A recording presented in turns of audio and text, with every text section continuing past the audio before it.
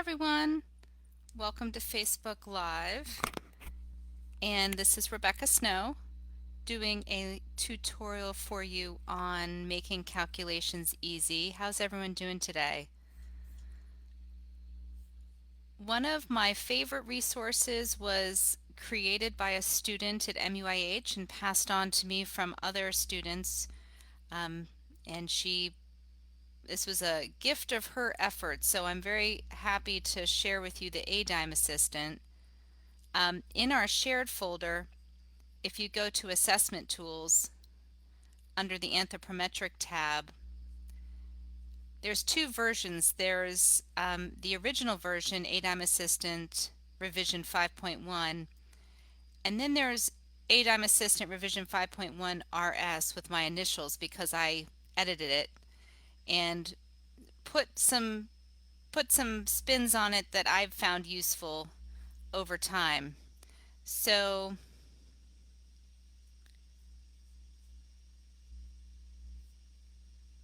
let's see.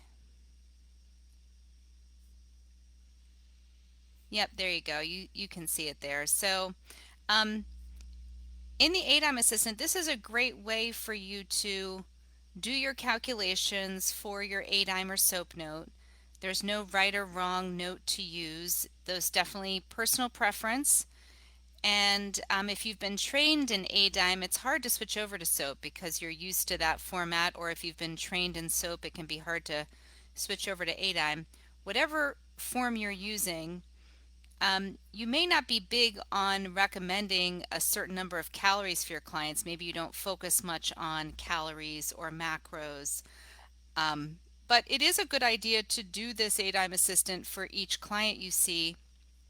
It's a good habit to get into to identify their nutrient needs, and it's pretty easy to use. So if we had a 46-year-old female, we'd put in their age 46, female, their weight, let's say they're 155, and they're 5'6", so they're 66 inches, and how active they are, sedentary, and this is NEAT as well as exercise. So this person walks about 10,000 steps a day but doesn't do any other activity. They're probably between lightly and moderate. Let's give them moderate. And normal frame size. You can measure their wrist to identify frame size, and in the anthropometric folder there are some tables there to identify frame size by wrist circumference for male and female. Now it's very hard to do waist and hip these days, given that most people are virtual in the pandemic. You can enter that data here if you have it, and it will calculate your waist-hip ratio. So I don't have data on this particular person, but I'm going to enter that anyway. And because she's a female, she's above 0.8, and so based on waist-hip ratio, she's coming up as obese. The main reason I like to use the ADIME calculator is to quickly get data on somebody's basal metabolic rate, total energy expenditure, ideal body weight, and BMI. So here we've got estimated BMR. Now keep in mind this is a prediction equation, so it does have the capacity to be off based on the fact that we're using, we don't actually know muscle mass. We're not taking into several variables into a factor here. And so we're estimating that BMR is 1359 and total energy expenditure is 2100. We estimate that the fluid needs are 71 ounces total in a given day. That's food and water. And protein needs, this box would be 0.8 grams per kilogram, and this box is 0.1 gram per kilogram. And this would be close to your 10% RDA, 10 to 12% of of total calories, so it's at the bare necessity. Generally 0.8 grams per kilogram is approximately what 10% of calories, total calories, is protein, which is the low end of the acceptable macronutrient range. And we've got her BMI is 25, which is overweight. Her ideal body weight, this is using the Hamwe equation, which does tend to be on the low end. We don't always use ideal body weight as our target body weight for weight loss. If this client desired weight loss, she's 155, she probably does desire weight loss. We wouldn't necessarily use this as the target. If somebody is more than 130% over their ideal body weight, there is an adjusted body weight calculation for protein needs here. And it would be based on adjusted body weight, you would calculate the protein needs, but she's not above 130%. Target body weight might be the lowest adult weight. It may be 10%. So let's say they're obese.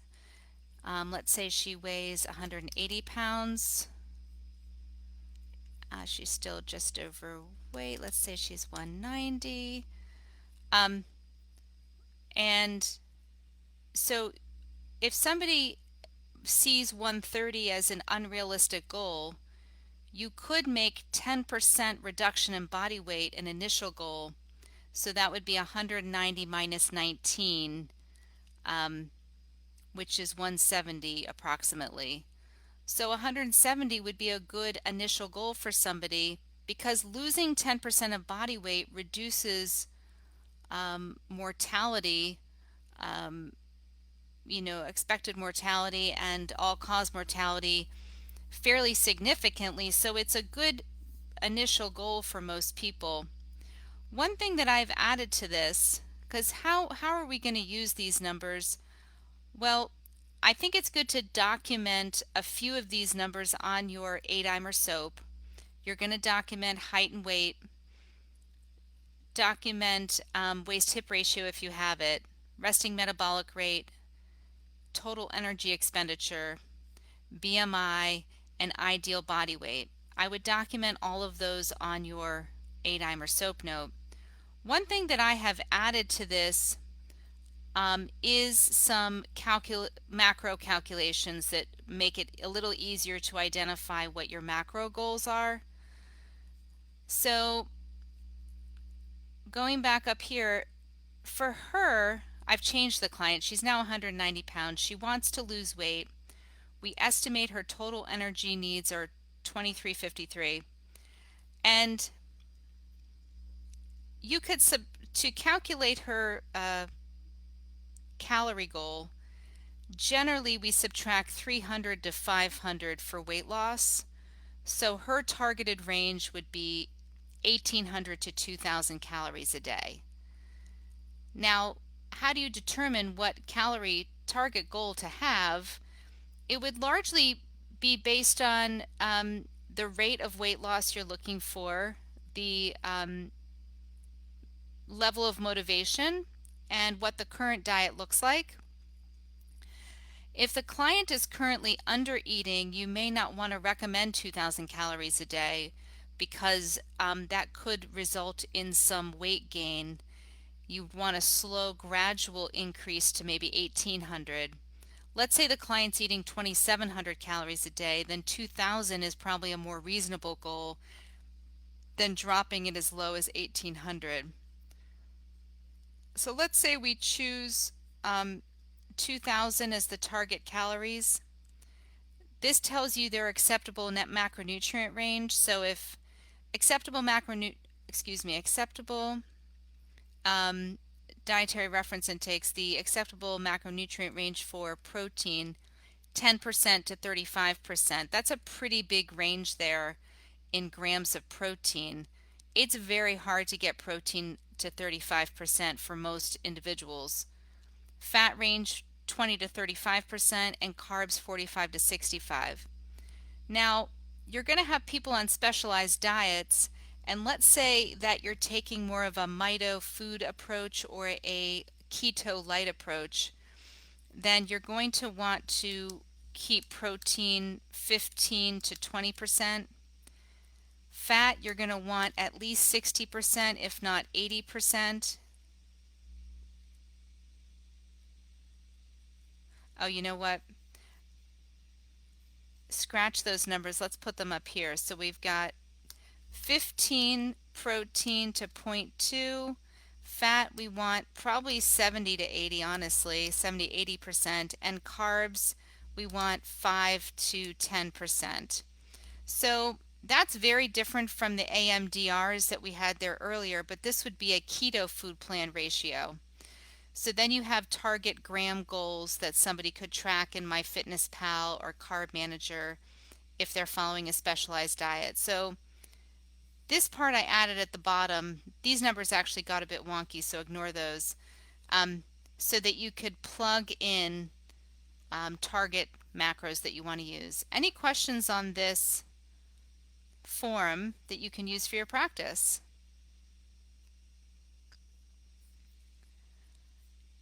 Yes, I love using this form. It's simplifies things and really simplifies your calculations. Now, when you're studying for the CNS exam, you're going to need to use it, use the calculations manually, so that you can't use a calculator in the CNS exam. So definitely memorize your Mifflin-St. Jeor and your Harris-Benedict equations.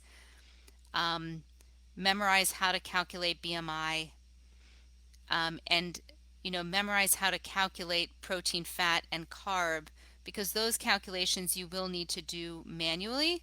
But once you're getting in the role, into practice and no longer studying for the CNS exam, you can use this to streamline your time. Thanks all. I hope you have a great rest of your day.